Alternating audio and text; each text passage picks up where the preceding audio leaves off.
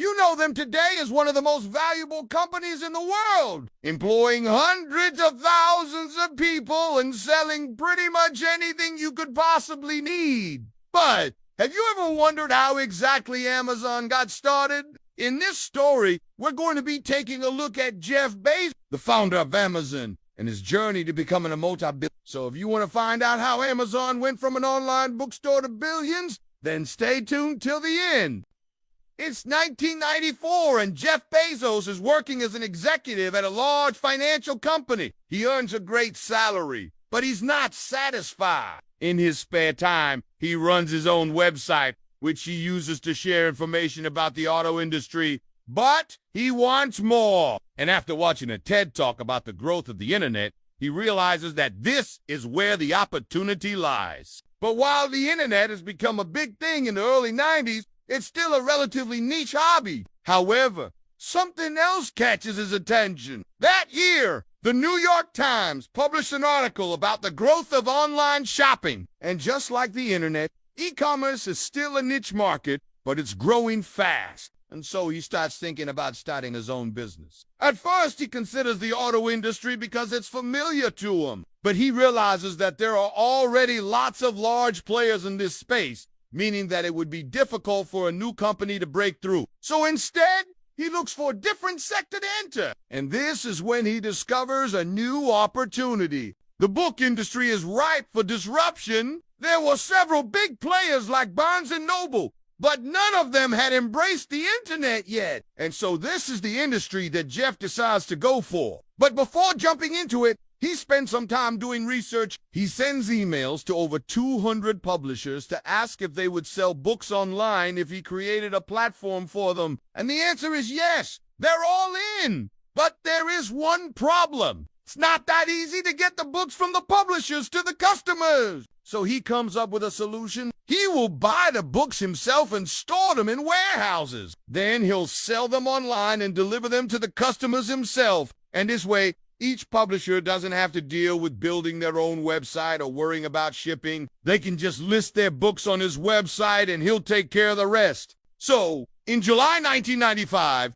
Jeff resigns from his job at the bank and focuses on his new idea. Now, even though he's quitting his job to focus on this, he still needs money to start the company. And luckily, he knows just the person to ask. His wife, Mackenzie, was a well-known novelist, and she agreed to invest all the money they had into the company. Together, they drove to Delaware, where they incorporated the company and named it Cot. When Jeff told his parents about the name of his new company, they thought it sounded like a funeral home and suggested a different name, Amazon.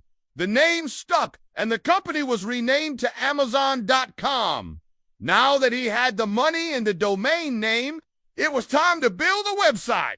But for this, he needed help. Luckily, his friend from college was a web designer, and he agreed to help him. They built the website and listed books for sale, but there was one problem. It didn't look professional. Jeff wanted to make sure that the site looked legit. And for this, he needed a logo. Luckily, he found a graphic designer who was willing to design a logo for $250. And here's what she came up with. As you can see, it was a huge success. But in all seriousness, the logo wasn't perfect either. And so she offered to redesign it for free. This time, she came up with the logo that we know today. Now that everything was set, it was time to launch the website.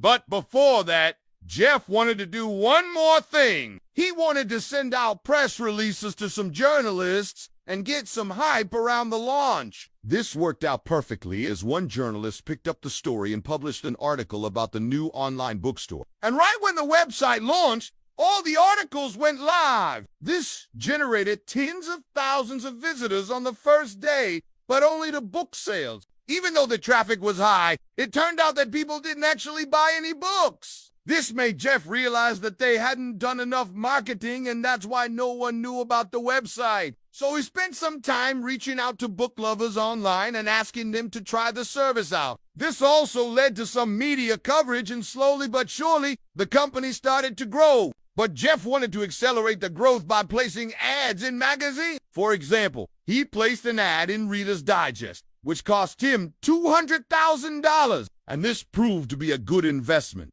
as it brought in 1.3 million visitors to the website. Amazon started off strong, but it soon faced its first big challenge. Amazon had stored all of its inventory in a single warehouse, and one day a pipe burst and damaged thousands of books. Jeff realized that he couldn't keep all of his eggs in one basket and decided to rent a second warehouse. But something unexpected happened. The more warehouses he added, the lower his shipping costs became.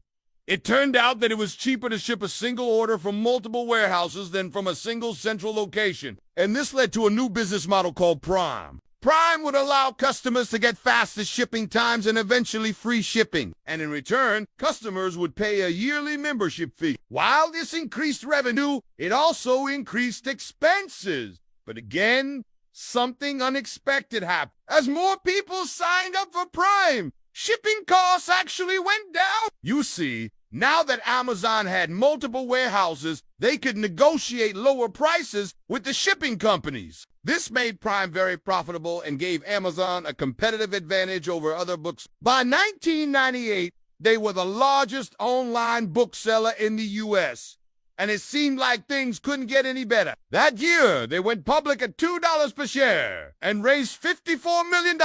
But unfortunately, this is where things took a turn. The dot-com bubble was coming to an end, and investors were hesitant to invest in internet companies. But Jeff wasn't worried. He knew that Amazon was fundamentally different from other internet companies. Unlike other internet companies that focused on cutting costs and maximizing profit, Amazon was willing to take losses in the short term for market share. In fact, they even lowered their prices to drive more sales. But this move angered some of their suppliers, especially the book publishers. They accused Amazon of selling their books below wholesale price and demanded that Amazon stop. But Jeff stood firm. He told the publishers that it was their choice whether they wanted to sell books through Amazon or not, but they wouldn't be able to control the prices. And this decision paid off. In 1999, Amazon became the largest online retailer in the world. But behind the scenes, things were looking bad. They had massive operating losses and cash was running out fast. In fact, they were burning through $1 million worth of cash every month. This led to speculation that the company would run out of cash by mid-2000, and to make things worse, the dot-com bubble burst. Investors panicked and sold their stocks, which caused the stock price to plummet. But even though the stock price fell, the panic didn't affect Jeff's vision. He continued to grow Amazon and introduce new services like Amazon Web Services, but these weren't as successful as retail. And it wasn't until 2006 that Amazon finally turned a profit. Since then, Amazon has grown to become one of the largest companies in the world. Today, Amazon has a market cap of over $1.7 trillion, and Jeff is worth an estimated $160 billion.